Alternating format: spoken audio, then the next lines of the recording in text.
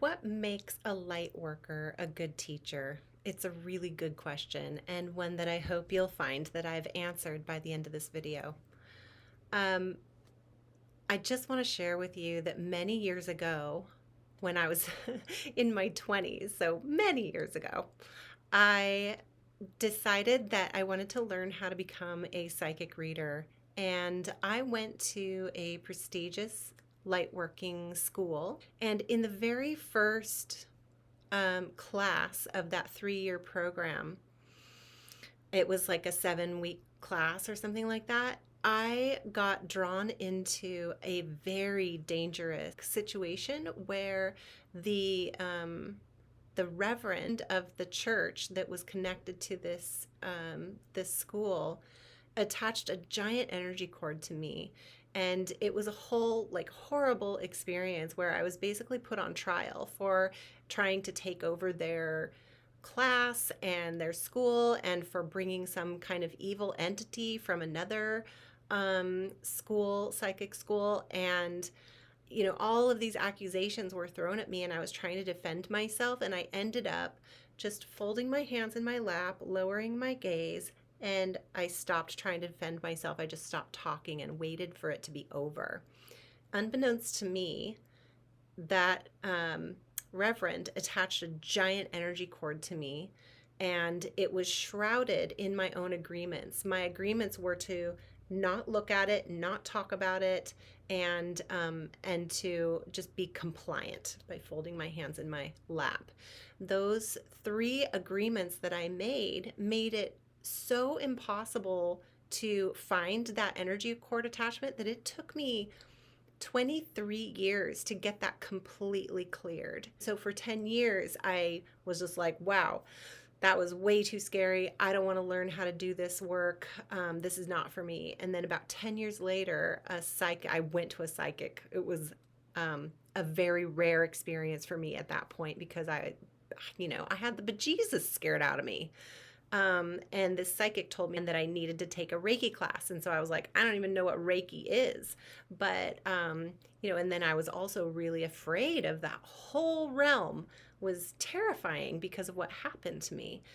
And so I finally did find a really super safe Reiki teacher, and I learned everything that she had to offer. She taught therapeutic touch. That was the first thing that I learned. And then I went through each of the 3 degrees of Reiki over a 2-year period, because I took Usui Reiki, which is traditional. And so that has a long period of learning time, and a lot of hours are involved before you become a Reiki master.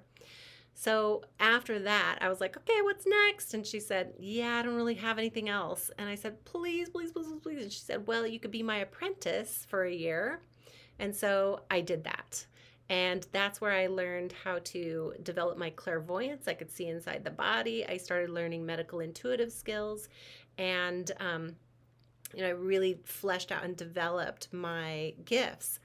The problem was that I still didn't have that energy cord resolved, and it was siphoning away my psychic energy, and also drawing to me all kinds of really scary people, situations. Every time I worked in that realm on my own, away from my teacher, then all these scary, creepy situations would happen. And I decided, okay, I can't share my gifts with the public. I guess I'm just not meant to do that. So there again, I got smacked down again. The thing is that when we work in this unregulated realm of light work, energy work, psychic work, that's all totally unregulated. And so it can be really confusing to try and find training that's actually safe, that's going to support your own personal empowerment and raise you up to a place where you can start making your own choices, your own decisions, and to do it from a place, from a foundation of light. A clear structure is so important in this work, because, oh my gosh, the spiritual realm is vast. vaster than vast. And it can feel like this really loose place. And if you don't have that clear structure inside of yourself of ethics, of boundaries, of knowing how to really work inside of a safe container, then, or if you're trained by someone who's a narcissist or somebody who doesn't have good boundaries, somebody who doesn't, teach you how to really align and hold your own light signature so that that is the most dominant vibration, then all kinds of crazy stuff can, come at you, can attach to you. You can take on things that are way beyond your ability and then find yourself bogged down heavily. Recently, I worked with a light worker who'd been working with people for a super long time, and she had this whole reptilian, uh, infestation, I think I would call it. And even though she was able to kind of keep it at bay during her sessions, she really identified that that probably came from working with teachers that had those attachments too. So, how do you know if you're connecting with a teacher that is actually safe, that is actually working in the light, that is actually going to be able to teach you how to stay safe yourself and not be susceptible to lower vibrational beings, to attachments, to interdimensional gateways, all kinds of things that are not on the lighter side of light work? How do you know? The way that you know is that your teacher does not feel like they have all the answers. Your teacher admits when they are wrong or mistaken or they need help. Your teacher should be somebody who has strong boundaries and ethics and teaches those to you.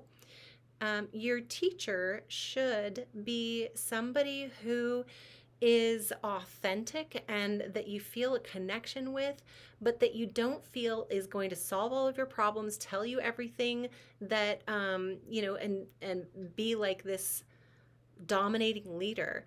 You need somebody that's going to co-create the learning with you to give you a sense of empowered focus and ability that's going to put the responsibility onto you for maintaining and tapping into your own divine light source.